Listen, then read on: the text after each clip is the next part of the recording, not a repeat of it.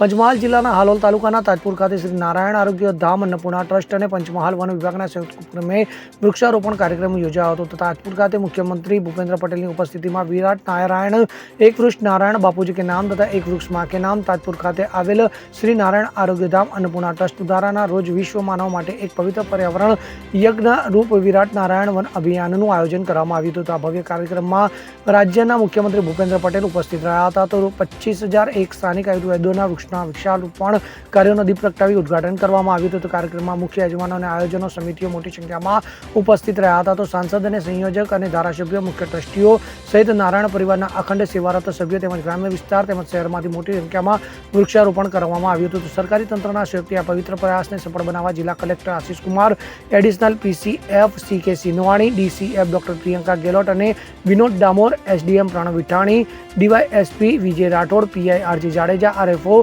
સતીશ બારિયા સહિત સમગ્ર તંત્ર રાત દિવસ પ્રયત્નશીલ થયા હતા.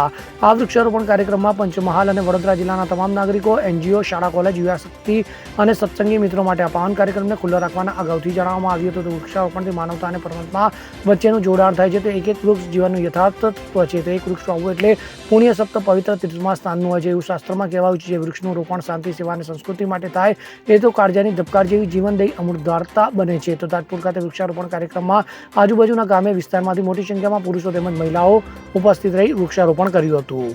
કિરણ ગોયલ સાથે CN24 ન્યૂઝ, પંચમહાલ.